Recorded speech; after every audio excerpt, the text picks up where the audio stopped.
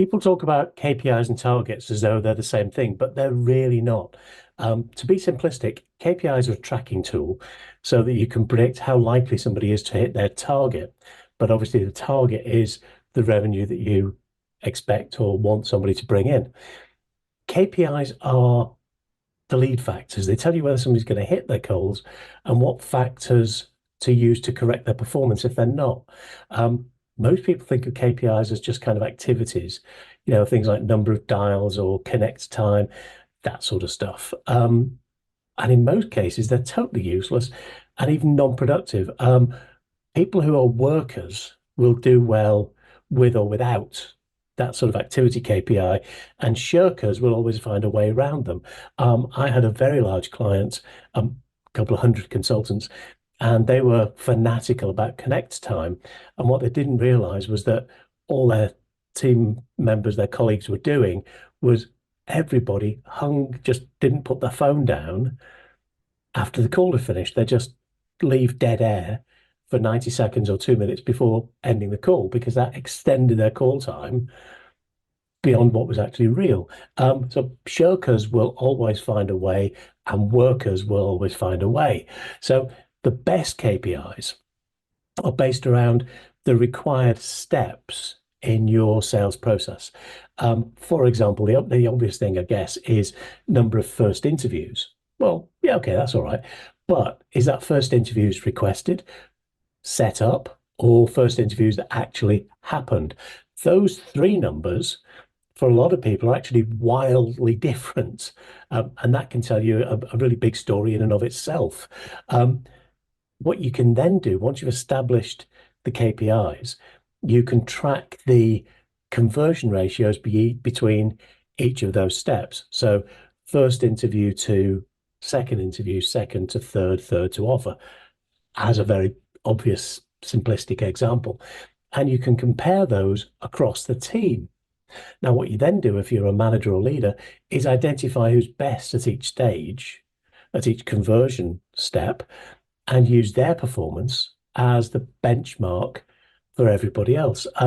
If you've seen my video about the power of ratios, that's where a massive amount of leverage for the business and for each individual comes in. You can dramatically improve people's performance just by making them aware of what's expected of them. And if their colleague across the desk is doing it, well, surely they can too. If one person can do it, so can anyone within reason. Now, all that's especially true if the role model, the person that they're trying to benchmark, is different for every stage of the process, rather than just one superstar for everything. It's much harder to go, oh, well, it's all right for them. But if there are lots of people setting the benchmark at different things, having said all that about KPIs, there's a second kind, which is dominoes. Imagine those rows of dominoes that people set off cascading to draw pictures and make fabulous patterns. That all starts with the first domino. So in my experience, does most recruitment, the domino activity isn't always the same and it isn't always in the same place, but there's always one step, a first domino that makes everything else happen. And once you've identified it, even if everything else stays the same, but you do the domino activity better or more often, people's results, your results will go up dramatically. Now, what is the first essential step? That's the question. What's the first essential step without which nothing happens? I mean, in the case of my business, my search firm, it's the number of DMs that we send out to potential candidates, because DMs equal pre-qualification calls, goes to qualification calls, go to profile marketing, interview requests, and so on to invoice it and celebrate. But it could be cold calls to prospects, conversions, job orders, candidate contacts, presentation, interviews, and so on. So just to summarize those three elements, defining process KPIs, the steps in the sequence, is a slightly laborious job. I enjoy it because I'm super nerd. It's a laborious job of mapping out the required steps in the process. Not the could do, not the might do, not the, oh, sometimes we do, but it's the required, the things that have to happen in a sequence for you to make placements. Then you collect the data about how well each step is converting. How frequently does this turn into this? How frequently does this turn into that? Then you improve your KPIs by finding the best performer in a team and sorry, let me rephrase that. Finding the best performer in a team at each stage, at each conversion stage, the best person at going from first to second, the best person at going from second to offer, whatever it may be. And then you work out how they do it. You share that approach and you set that as the benchmark for everybody else to match. The third piece to look at is Domino KPIs. Domino KPIs are the early stage activities that set everything else in the process off, that first domino.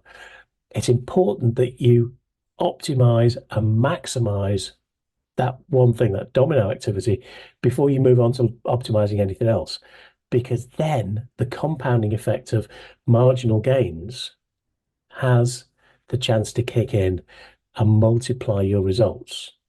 If you're not sure what I'm talking about, check out my video on the power of ratios. Now, here's where the real powerful stuff, the real fun stuff, the magic happens. Once you've done this in year one, year two targets are based on science instead of guesswork. Once you've got the science and the numbers down, you can identify which stages, which steps in the process you want somebody to do a little bit better at. And if they achieve a 10% gain in each of those areas, you can potentially increase your revenue by a much larger percentage.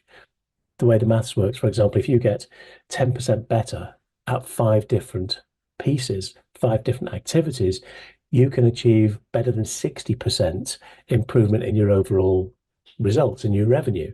So you measure year one, you identify particular elements that you can get a little bit better at, you set the percentage, and that then drives your target.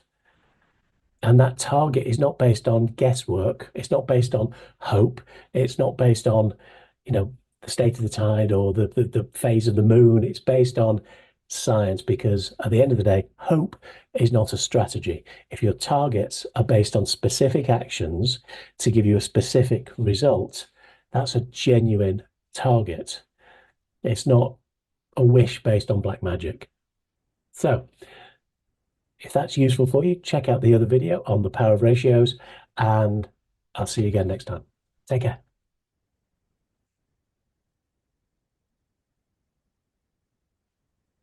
Now, if that's useful for you, you should check out the Influence Academy, because this type of process work, plus the how do I's, the skills that you apply to the strategy, are basically bread and butter for the members of the Influence Academy. We look at exactly how you get better and what skills and techniques you apply to make that happen with your candidates and clients. So check out the Influence Academy. You can get a 30-day trial for just $1 and cancel at any time if you want to. So check out the Influence Academy. The link is down below in the description. Take care. See you next time.